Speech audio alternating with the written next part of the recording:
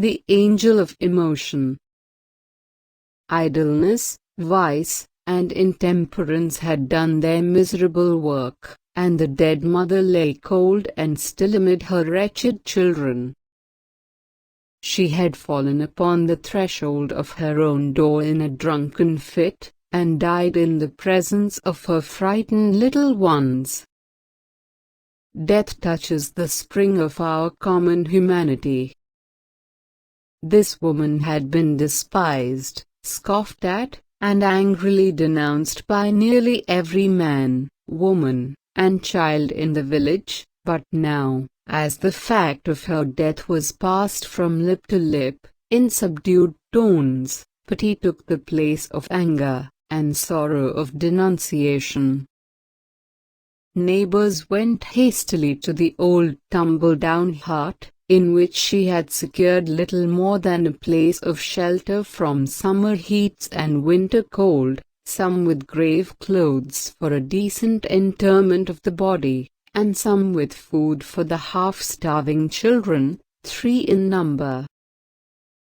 Of these, John, the oldest, a boy of 12, was a stout lad, able to earn his living with any farmer. Kate, between 10 and 11, was bright, active girl, out of whom something clever might be made, if in good hands, but poor little Maggie, the youngest, was hopelessly diseased. 2 years before a fall from a window had injured her spine, and she had not been able to leave her bed since, except when lifted in the arms of her mother. What is to be done with the children? That was the chief question now. The dead mother would go underground, and be forever beyond all care or concern of the villagers. But the children must not be left to starve. After considering the matter, and talking it over with his wife, Farmer Jones said that he would take John, and do well by him, now that his mother was out of the way, and Mrs. Ellis, who had been looking out for a bound girl, concluded that it would be charitable in her to make choice of Katy, even though she was too young to be of much use for several years. "I could do much better, I know," said Mrs. Ellis, "but as no one seems inclined to take her, I must act from a sense of duty, expect to have trouble with the child, for she's an undisciplined thing used to having her own way." But no one said, "I'll take Maggie." Pitying glances were cast on her wan and wasted form, and thoughts were troubled on her account. Mothers brought cast-off garments and, removing her soiled and ragged clothes, dressed her in clean attire. The sad eyes and patient face of the little one touched many hearts, and even knocked at them for entrance. But none opened to take her in. Who wanted a bedridden child? "Take her to the poorhouse," said a rough man, of whom the question "What's to be done with Maggie?" was asked. "Nobody's going to be bothered with her." "The poorhouse is a sad place for a sick and helpless child," answered one. "For your child or mine," said the other, lightly speaking, "but for this brat it will prove a blessed change. She will be kept clean, have healthy food, and be doctored, which is more than can be said of her past condition." There was reason in that, but still it didn't satisfy. The day following the day of death was made the day of burial. A few neighbors were at the miserable hovel, but none followed dead cart as it bore the unhonored remains to its pauper grave. Farmer Jones, after the coffin was taken out, placed John in his wagon and drove away, satisfied that he had done his part. Mrs. Ellis spoke to Kate with a hurried air, bid your sister goodbye, and drew the tearful children apart ere scarcely their lips had touched in a sobbing farewell. Hastily others went out, some glancing at Maggie, and some resolutely refraining from a look, until all had gone. She was alone. Just beyond the threshold Joe Thompson, the wheelwright, paused, and said to the blacksmith's wife, who was hastening off with the rest, "Dash! It's a cruel thing to leave her so. Then take her to the poorhouse." "She'll have to go there," answered the blacksmith's wife, springing away, and leaving Joe behind. For a little while the man stood with a puzzled air, then he turned back, and went into the hovel again.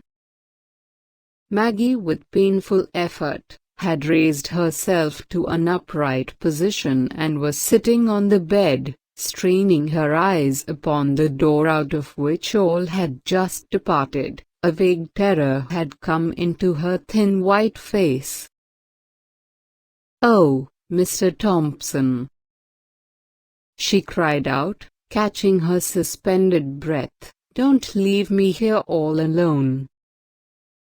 Though rough in exterior, Joe Thompson, the wheelwright, had a heart, and it was very tender in some places. He liked children, and was pleased to have them come to his shop, where sleds and wagons were made or mended for the village lads without a draft on their hoarded sixpences.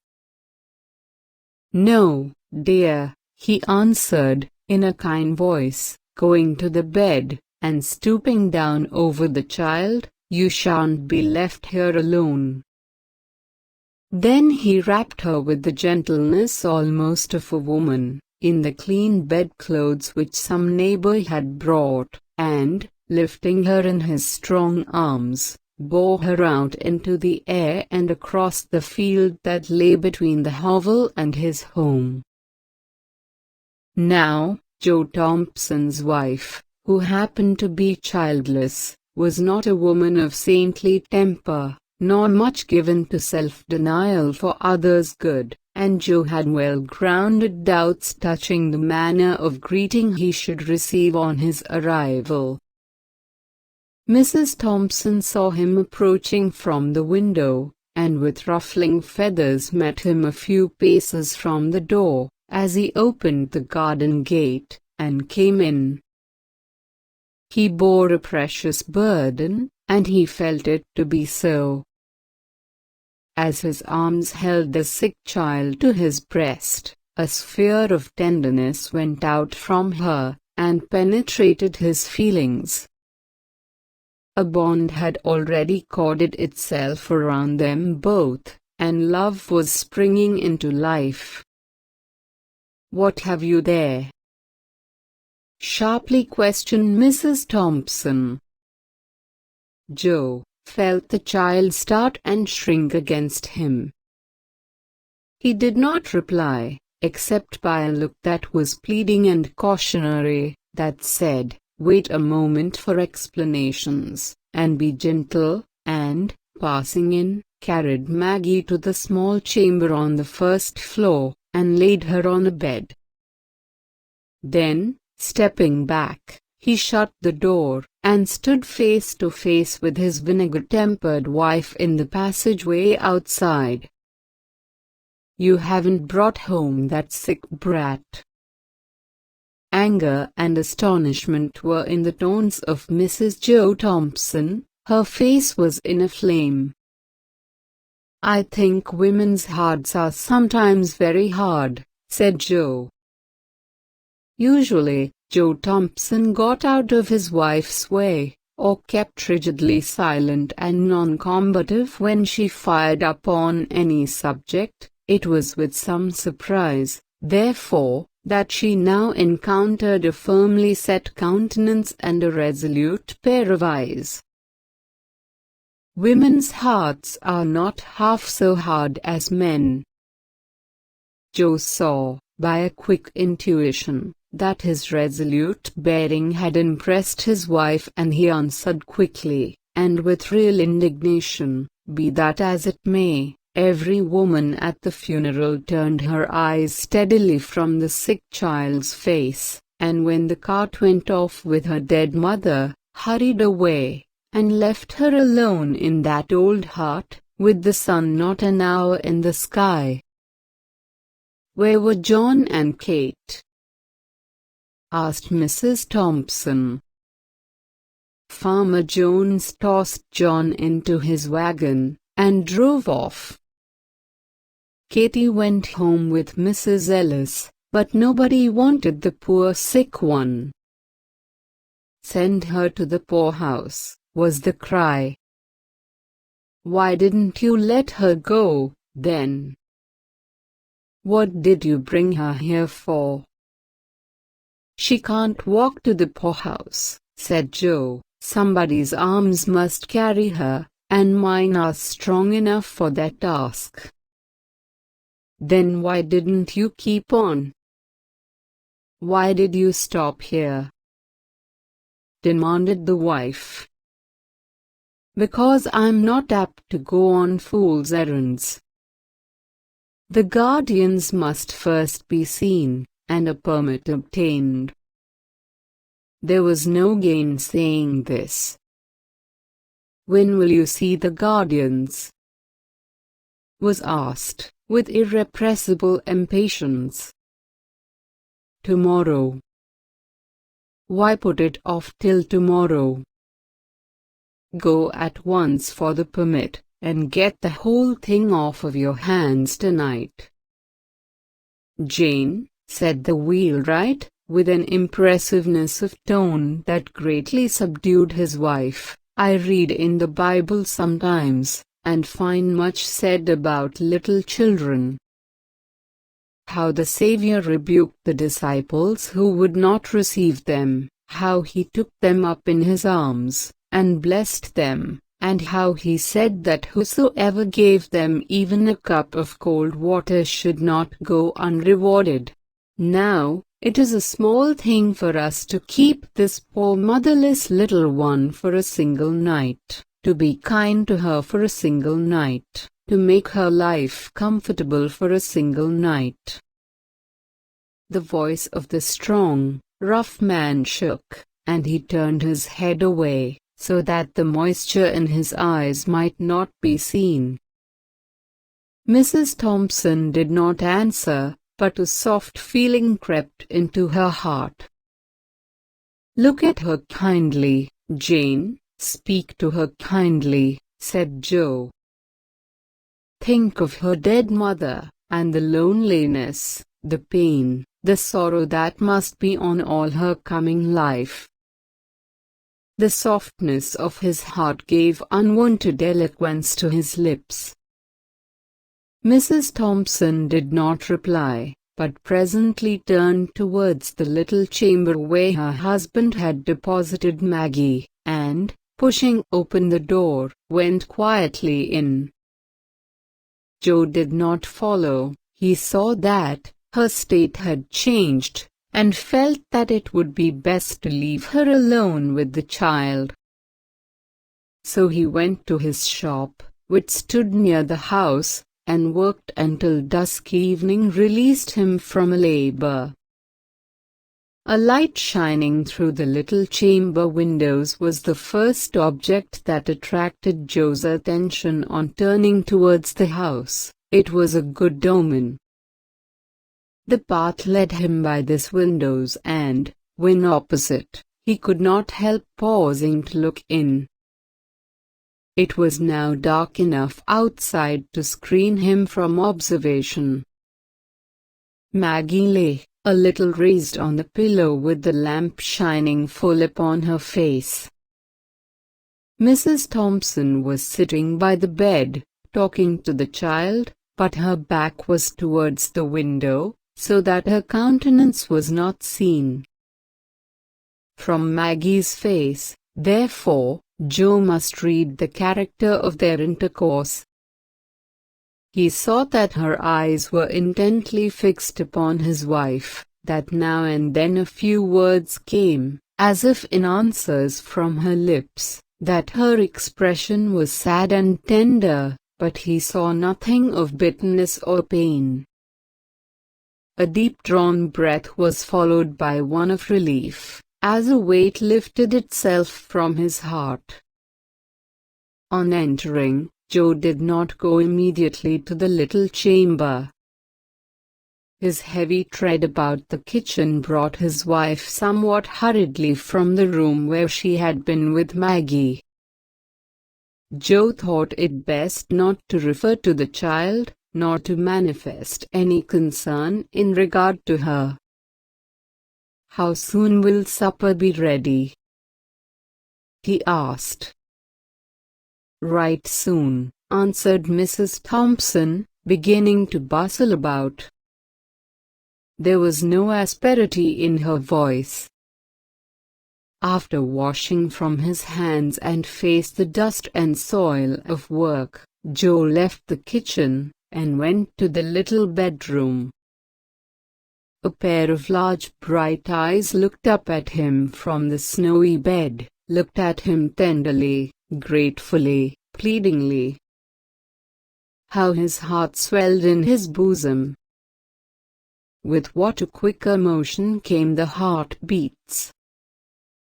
Joe sat down, and now, for the first time, examining the thin frame carefully under the lamplight, saw that it was an attractive face, and full of a childish sweetness which suffering had not been able to obliterate. "Your name is Maggie?" he said, as he sat down and took her soft little hand in his. "Yes, sir." Her voice struck a chord that quivered in a low strain of music. "Have you been sick long?" "Yes, sir." What a sweet patience was in her tone. "Has the doctor been to see you?" "He used to come." "But not lately?" "No, sir." "Have you any pain?" "Sometimes, but not now." "When had you pain?" "This morning my side ached, and my back hurt when you carried me." "It hurts you to be lifted or moved about?" "Yes, sir." "Your side doesn't ache now?" "No, sir." "Does it ache a great deal?" "Yes, sir, but it hasn't ached any since I've been on this soft bed." "The soft bed feels good." "Oh, yes, sir, so good." What a satisfaction, mingled with gratitude, was in her voice. "Supper is ready," said Mrs. Thompson, looking into the room a little while afterwards. Joe glanced from his wife's face to that of Maggie. She understood him, and answered, "She can wait until we are done, then I will bring her some things to eat." There was an effort at indifference on the part of Mrs. Thompson, but her husband had seen her through the window, and understood that the coldness was assumed. Joe waited, after sitting down to the table, for his wife to introduce the subject uppermost in both of their thoughts, but she kept silent on that theme, for many minutes, and he maintained a like reserve. At last she said, abruptly, "What are you going to do with that child?" "I thought you understood me that she was to go to the poorhouse," replied Joe, as if surprised at her question. Mrs. Thompson looked rather strangely at her husband for sonic moments, and then dropped her eyes. the subject was not again referred to during the meal. At its close, Mrs. Thompson toasted a slice of bread, and softened it with milk and butter, adding to this a cup of tea. She took them into Maggie, and held the small waiter, on which she had placed them, while the hungry child ate with every sign of pleasure. "Is it good?" asked Mrs. Thompson, seeing with what a keen relish the food was taken. The child paused with the cup in her hand, and answered with a look of gratitude that awoke to new life old human feelings which had been slumbering in her heart for half a score of years. "We'll keep her a day or two longer, she is so weak and helpless," said Mrs. Joe Thompson, in answer to her husband's remark, at breakfast time on the next morning, that he must step down and see the guardians of the poor about Maggie. "She'll be so much in your way," said Joe. "I shan't mind that for a day or two." Poor thing! Joe did not see the guardians of the poor on that day, on the next, nor on the day following. In fact, he never saw them at all on Maggie's account, for in less than a week Mrs. Joe Thompson would as soon leave thought of taking up her own abode in the almshouse as sending Maggie there. What light and blessing did that sick and helpless child bring to the home of Joe Thompson, the poor wheelwright?